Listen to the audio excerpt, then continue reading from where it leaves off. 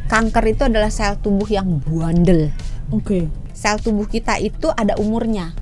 Oke. Terus berkembang biak, jadi dia baru dibuat, baru muncul sel baru menggantikan sel lama yang umurnya sudah expired. Sel-sel kanker ini berkembang biak lebih cepat dari seharusnya. Jadi dia pertumbuhan yang abnormal dari sel-sel tubuh. Makanan apa nih, Dok San, yang sebenarnya bisa meningkatkan risiko kanker ini tadi? Tidak ada satu makanan apapun yang benar-benar membuat kanker. Jadi makan ini jadi kanker gitu. Atau sebaliknya, tidak ada satupun makanan yang benar-benar makan ini seumur hidup nggak akan kena kanker. Kita harus bijak-bijak memilih apa yang kita makan dan apa yang tidak kita makan.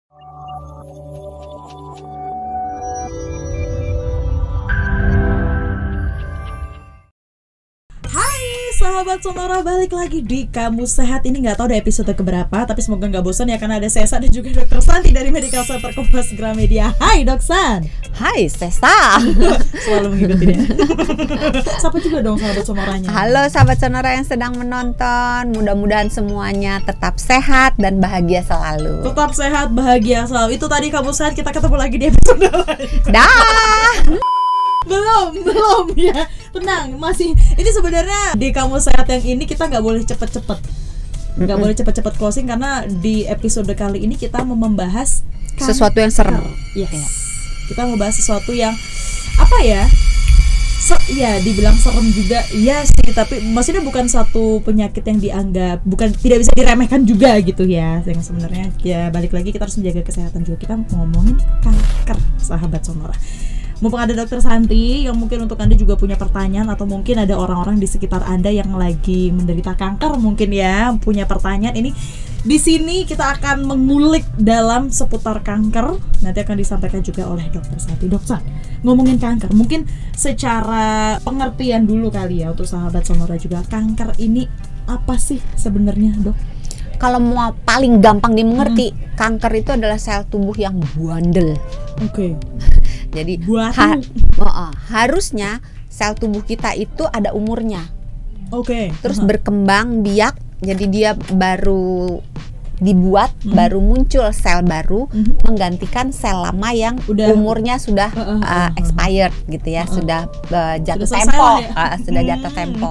Nah, masalahnya dalam beberapa keadaan, oleh beberapa penyebab, sel-sel kanker ini berkembang biak lebih cepat dari seharusnya, ngebut gitu ya, dan nggak selesai-selesai gitu.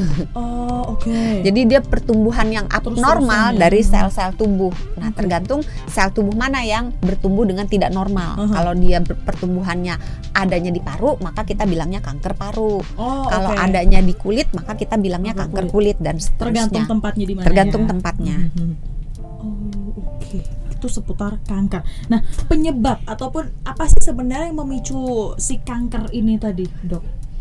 Sebenarnya banyak sih ya. Mulai dari yang paling gampang mungkin virus.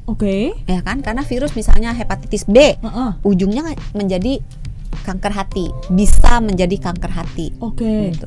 Atau misalnya mungkin secara gen memang orang tersebut punya kecenderungan untuk kena kanker.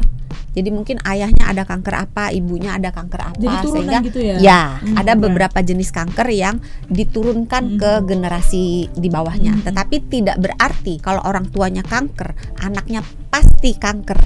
Hanya kemungkinan dia untuk mendapat kanker lebih besar daripada orang yang orang tuanya tidak menderita kanker gitu. Terus bisa juga dari lingkungan. Karena banyak sesuatu yang ada di luar kita yang tidak bisa kita kontrol maupun yang bisa kita kontrol, yang bisa menimbulkan kanker di dalam tubuh kita. Contoh yang paling sederhana, sinar matahari. Nah, sinar matahari dalam jumlah kecil bagus untuk kesehatan kita, tapi dalam jumlah besar dan tanpa perlindungan, maka sinar matahari itu bisa memicu sel-sel kulit jadi membentuk kanker, jadi kanker kulit gitu. Jadi banyak sih pengaruhnya, belum dari makanan kita, belum dari apa yang kita makan dan apa yang tidak kita makan, itu bisa mempengaruhi pertumbuhan sel-sel di dalam tubuh kita sehingga bisa jadi abnormal, jadinya kanker. Nah, makanan apa nih, Dok San, yang sebenarnya bisa meningkatkan risiko kanker ini tadi? Sebetulnya secara karsinogenik. Sebetulnya secara garis besar tidak ada satu makanan apapun yang benar-benar membuat kanker. Jadi makan ini jadi kanker gitu. Atau sebaliknya, tidak ada satupun makanan yang sampai saat ini ya, entah kalau ntar kemudian hari, disclaimer ya, sampai saat ini nggak ada makanan yang benar-benar makan ini seumur hidup nggak akan kena kanker gitu. Jadi kanker itu multifaktor. Jadi mungkin gennya ada ditambah dengan paparan asap rokok misalnya, asap polusi, kena matahari dan sebagainya. Jadi banyak faktor yang mempengaruhi sehingga timbullah kanker gitu. Jadi makanan juga gitu.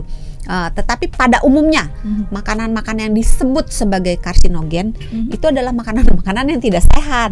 Nah, makanan-makanan yang tinggi gula, yang tinggi garam, yang tinggi lemak jahat, makanan-makanan olahan, makanan-makanan yang yang gosong-gosong gitu loh, yang dibakar sampai gosong gitu. Itu juga termasuk zat yang bisa memicu kanker. Terus ada beberapa zat pewarna, ada beberapa zat aditif tambahan yang diperlukan untuk membuat sebuah makanan menjadi lebih awet, lebih enak, lebih cantik. Itu bisa berpotensi ya, tapi belum terbukti benar-benar ini menyebabkan ini gitu. Tapi kalau terlalu banyak makan ini, kemungkinan untuk kena kanker jadi lebih besar gitu. Jadi ya kita harus bijak-bijak memilih apa yang kita makan dan apa yang tidak kita makan. Nah, ini ngomongin makanan, kalau kaitannya juga sama kanker, ada nggak sih sebenarnya dok makanan yang dibenci oleh sel-sel kanker di dalam tubuh? Biasanya makanan-makanan yang banyak antioksidannya. Contohnya buah-buahan golongan sitrus. Di Indonesia mungkin nggak terlalu banyak golongan-golongan berry, strawberry, blueberry gitu. Tapi kalau di Indonesia mungkin lebih banyak golongan sitrus ya. Jeruk aja di Indonesia macam-macam kan, ada jeruk Pontianak, jeruk Medan, jeruk Bali, jeruk segala macam jeruk ada. Nah, itu golongan-golongan jeruk-jerukan juga membantu mencegah kanker. Membantu ya, bukan berarti makan ini pasti tidak akan kena kanker ya. Terus golongan-golongan tomat, terus kalau sayur-sayuran kol, brokoli, kembang kol itu juga membantu mencegah kanker. Terus makanan-makanan yang mengandung vitamin A, vitamin C itu juga membantu tubuh untuk mencegah kanker. Juga vitamin E, karena ACE ini bisa berfungsi di dalam tubuh kita sebagai antioksidan. Jadi kayak apa ya? Tadi tomat udah, wortel, itu bisa juga membantu mencegah. Terus lemak baik itu bisa membantu juga. Jadi mungkin ikan-ikan yang berlemak, kayak kalau yang mahal mungkin salmon gitu ya. Kalau yang murah meriah ikan kembung gitu. Itu bisa digunakan untuk membantu menjaga tubuh kita agar terhindar dari kanker. Nah, Dok San, ini sebenarnya benar nggak sih, karena baca-baca ini katanya untuk olahan susu fermentasi seperti keju, krim, yogurt ini katanya sebenarnya bagus untuk mencegah kanker. Benar nggak, Dok? Segala sesuatu yang ditambahkan dengan kuman mengalami proses fermentasi itu ada kuman baiknya. Termasuk mungkin kalau di beberapa daerah ada fermentasi air nira. Air nira. Iya. Ya, dalam jumlah sedikit itu bisa membawa manfaat.